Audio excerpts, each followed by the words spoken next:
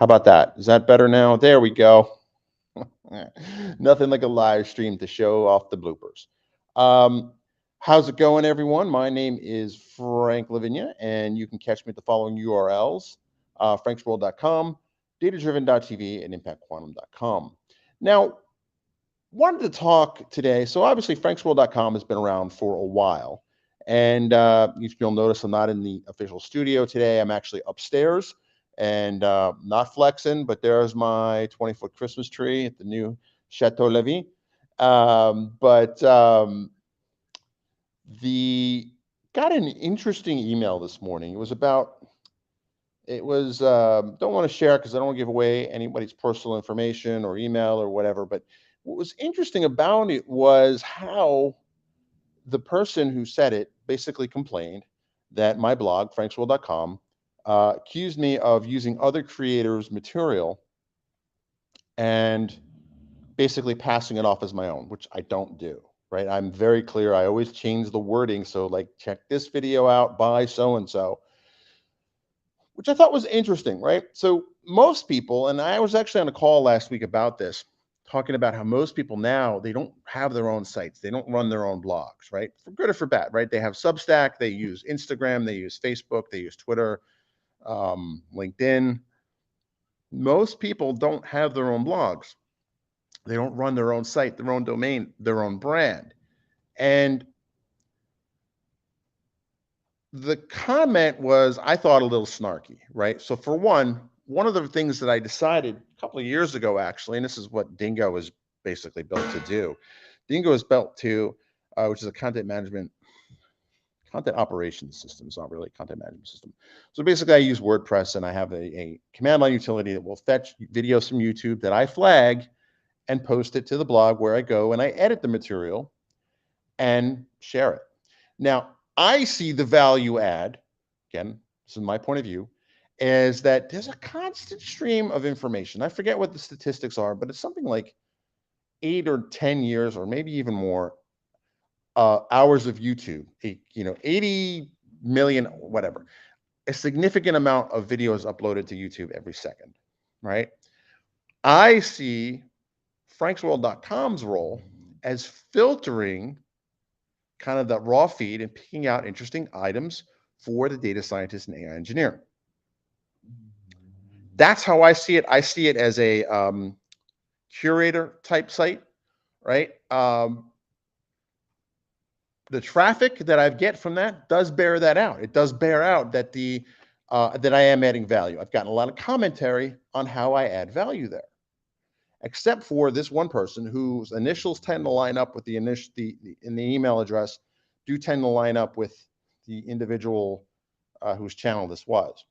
Now, when I went to check the post that this individual was angry about, let me try and change the angle here so I'm not. That the individual was angry about, that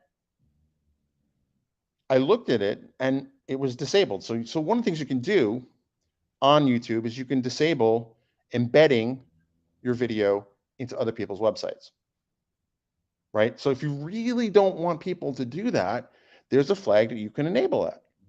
So I see that as YouTube saying, like, hey, you're a creator. If you want other people, bloggers, LinkedIners, whatever, Twitterers, to take that video that you made and have them share it out with their audience, we're okay with that. If you don't, you can turn it off. So I think even YouTube is also of the mind that more people viewing this, right? And I don't make money off, right? So when I share, let's say Network Chuck is an awesome YouTuber. I admire his work. He's helped me kind of understand kind of the networking infrastructure stuff. I admire his work immensely. And one of the things that he has sponsors, he has, I think, he has monetization on his channel. When people look at franksworld.com, they look at his video, he gets a bump, he gets a view, right? And presumably he gets some portion of cash. If somebody goes to franksworld.com and they say, hey, I like what he's advertising, I'm going to click on that, he gets the money. I don't. There's no ads currently on franksworld.com, by the way. all of which the bag is that I think I'm just curious what you think, what folks out there in the world of the interwebs think about this, right? Am I, as this person says, trying to claim their work as my own, which I'm not. I'm pretty clear that these are not my videos. When they're my videos, like this one, I take credit for them. When they're not, I always say, you know, so and so's channel has this. But let me know what you think. I mean, is this a thing? Because I've been pondering. Because you know, if you look at the numbers of the blog, I frequently get over 100 posts per month. Right? That's not all me writing. In fact, only about 5 or 6 are kind of me writing something pithy. A lot of it is, you know, curating that content from that big, massive fire hose in the cloud called YouTube. Um, and I'm curious, does that add value? I mean, I see my traffic stats. I think last month it was up 56% month over month, right? I mean, you let me know. My voice cracked. I mean, you let me know. I'm curious. Like, I mean, obviously, I have a bias towards Frank's World or whatever, but I'm curious what you think about, is this adding value? Do you run a blog? If so, what do you think? How do you run your blog? Like, what do you do with it? Do you write long form articles, short form articles, which used to be called microblogging, which originally is how people describe Twitter? Um, I'm just curious, like, what are your thoughts?